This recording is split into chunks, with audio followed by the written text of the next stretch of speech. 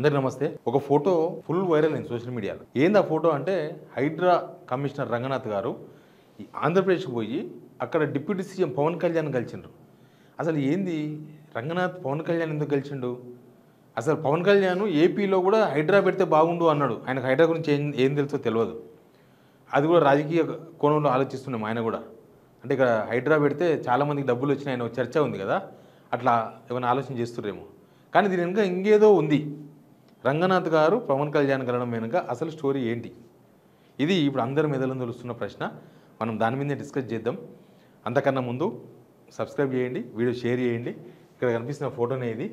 Deputy CM Pawan కలిసిన Hydraa commissioner Ranganath అని కనిపిస్తుంది. బహుశా ఈయన ఏపీలో జనసేన నుంచి నెక్స్ట్ ఎలక్షన్స్లో ఎంపీగా పోటీ చేయబోతున్నారు అనేది ఒకటి సోషల్ మీడియాలో ప్రచారంలో ఉంది. అది అబద్ధమా నిజమా అనేది కాదు, కొన్ని రోజుల నుంచి ఉంది. దాదాపు ఒక 6-7 మంత్స్ నుంచి రాజకీయాలకు రాబోతున్నాడు రంగనాథ్. ఆయన ఏపీ నుంచి ప్రయత్నం చేస్తున్నాడు. మరి డబ్బులు గిబ్బులు అంటే ఇక తెలియంది ఉంది మీకు. హైడ్రాలో ఉన్నారు ఆయన, అక్కడ పోటీ చేస్తారు జనసేన నుంచి ఎంపీగా.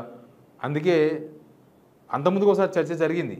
2024 సెప్టెంబర్లో విజయవాడలో వరదలు వచ్చినప్పుడు హైడ్రాను మెచ్చుకున్నాడు పవన్ కళ్యాణ్. హైడ్రాను ఇక్కడనేమో పొట్టు తిరుతురు.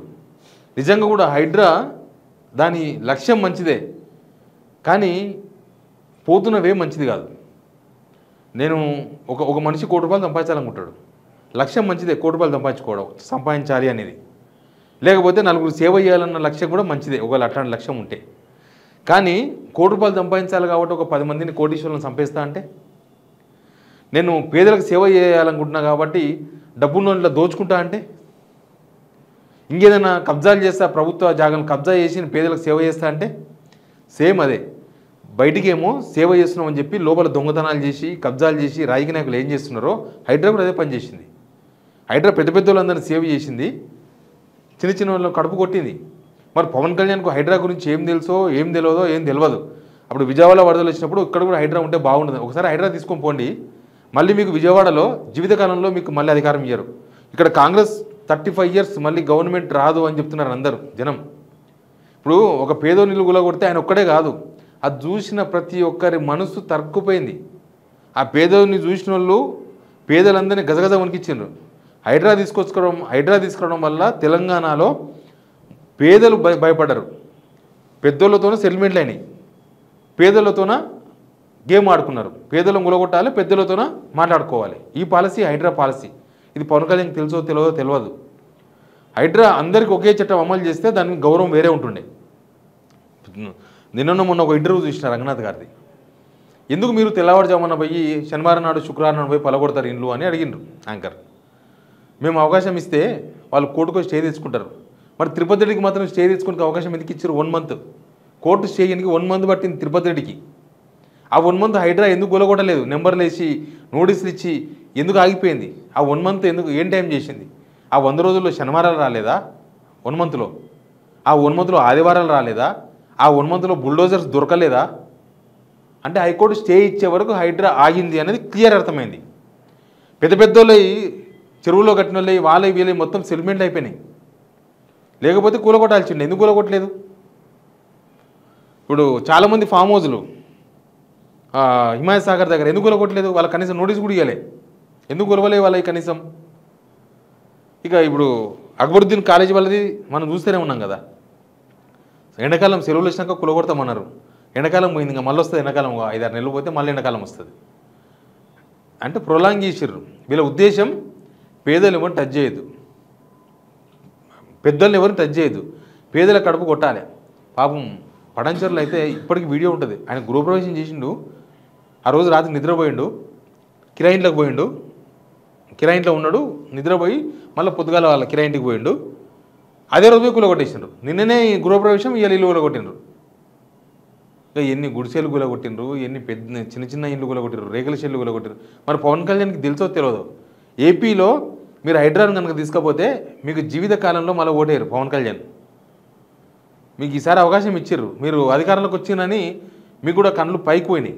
బహుశా కనిపిస్తలేదు, వాస్తవం భూమి మీద ఉండి ఆలోచిస్తలేరు. హైడ్రా రంగనాథ్ మీకు హీరోనేమో, మీరు ఆయనకు ఎంపీ టికెట్ ఇవ్వాలనుకుంటే ఇచ్చుకోండి. కానీ మీరు ఏపీకి తీసుకుపోతే మాత్రం చాలా ప్రమాదం పడుతుంది సుమా. చాలా ఇబ్బంది పడతారు. ఇక్కడేమి నిష్పక్షపాతంగా లేరు, హైడ్రా నిష్పక్షపాతంగా లేదు. కావాలంటే నేను ప్రూఫ్లు ఇస్తా, నాతో పాటు వస్తే రంగనాథ్ గారు వచ్చినా చూపిస్తాను నేను ఎక్కడ నిష్పక్షపాతం పోయింది వీళ్ళది అని. సమాధానం కూడా చెప్పలేకపోతున్నారు రంగనాథ్ గారు ఇట్లాంటి దానిలకి. ఇంకోటి ఏంటంటే రంగనాథ్ అనేది ఆయన హైడ్రాకు ఒక కమిషనర్. రేపు రేవంత్ రెడ్డిని దింపేసి ఉత్తమ్ కుమార్ రెడ్డినో ఇంకోరు ముఖ్యమంత్రి చేస్తే రంగనాథ్ని తీసేసి ఇంకోరు పెడతారు. Ranganath is not permanent for Hydraa commissioner. ఆయన పోస్ట్ అది కాదు.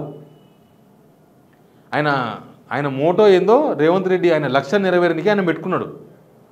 వాళ్ళని చెరువులు కాపాడడం కూడా వాళ్ళ ఉద్దేశం కాదు, అది కూడా బయటికి చెప్పడమే.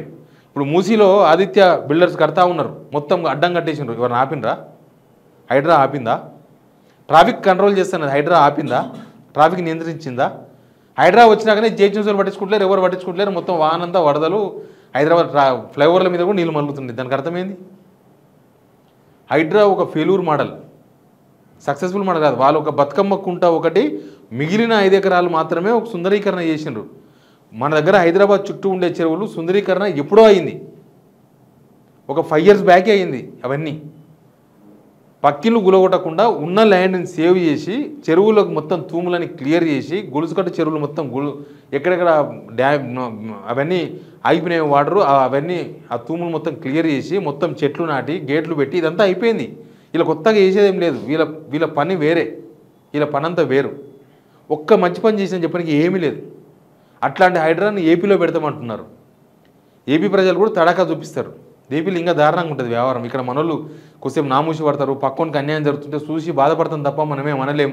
ఏపీలో అట్లా ఉండదు, వేరే ఉంటుంది కథ. అదే దీనిలో పవన్ కళ్యాణ్ ఇంట్రెస్ట్ ఏంది హైడ్రా విషయంలో అంటే, ఇక్కడలాగానే అక్కడ కూడా అక్కడేం లేవు ప్రాజెక్టులు ఏనికి, అక్కడ 4 పైసలు కమాయించడానికి ఏమీ లేదు.